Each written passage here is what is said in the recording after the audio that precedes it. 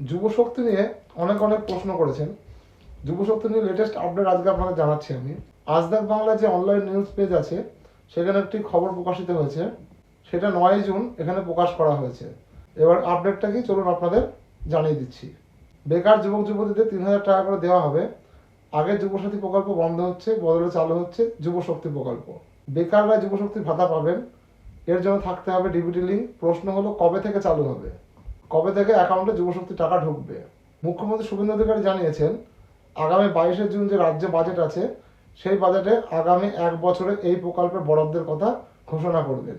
এবারে যুবশক্তি ভরসা কার্ড এই প্রকল্পটা কি আপনারা নিজেরাই জানেন। এই 3,000 টাকা করে দেওয়া হবে বেকার যুবক যুবতীদের, এটাই হচ্ছে যুবশক্তি ভরসা কার্ড। এছাড়া রাজ্য সরকার 4টি শর্ত রেখেছে এই যুবশক্তি ভরসা কার্ডের উপর। এবার এই শর্তগুলো কি কি চলুন শুনে আসি। যদি এই 4টি শর্ত আপনারা মানতে না পারেন তাহলে আপনাদের যুবশক্তি ভরসা কার্ডের যে অ্যাপ্লিকেশন সেটা বাতিল হতে পারে। তবে চলুন জেনে আসি। নাম্বার 1, শিক্ষাগত যোগ্যতা। অবশ্যই কমপক্ষে মাধ্যমিক পাস হতে হবে। বাসস্থান অবশ্যই পশ্চিমবঙ্গের স্থায়ী বাসিন্দা হতে হবে। বয়স সীমা 21 থেকে 40 বছর বয়স হতে হবে। কর্মসংস্থানের অবস্থা, আবেদন করার সময় অবশ্যই বেকার হতে হবে। মানে ধরুন কোনো ব্যক্তি হয়তো বাইরে কোনো রাজ্যে কাজ করছে বা কোনো কোম্পানির আন্ডারে কাজ করছে, সে মনে করছে আমি সরকারি চাকরি করছি না মানে আমি বেকার, তাহলে হবে না, কিন্তু পুরোপুরি বেকার হতে হবে, তারাই পাবে। এটা একটা সার্ভে হবে, এটা মাথায় রাখবেন। সেই সার্ভেতে যদি ধরা পড়ে তাহলে কিন্তু আপনার ফর্ম বাতিল হবে এবং আপনি চরম অপমানিত হতে পারেন। এই যুবশক্তির কোনো অনলাইন পোর্টাল এখনো চালু হয়নি, তার উপর কাজ চলছে, শেষ হতে চলেছে।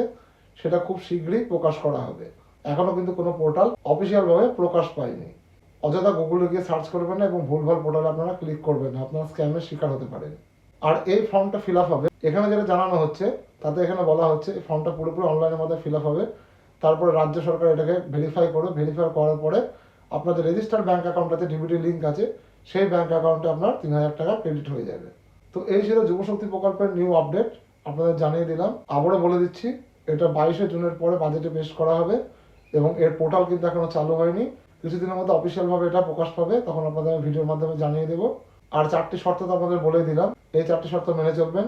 আপনাকে মাধ্যমিক পাস হতে হবে, আপনাকে পশ্চিমবঙ্গের স্থায়ী বাসিন্দা হতে হবে, আপনার বয়স 21 থেকে 40 বছর হতে হবে এবং আপনাকে পুরোপুরি বেকার হতে হবে।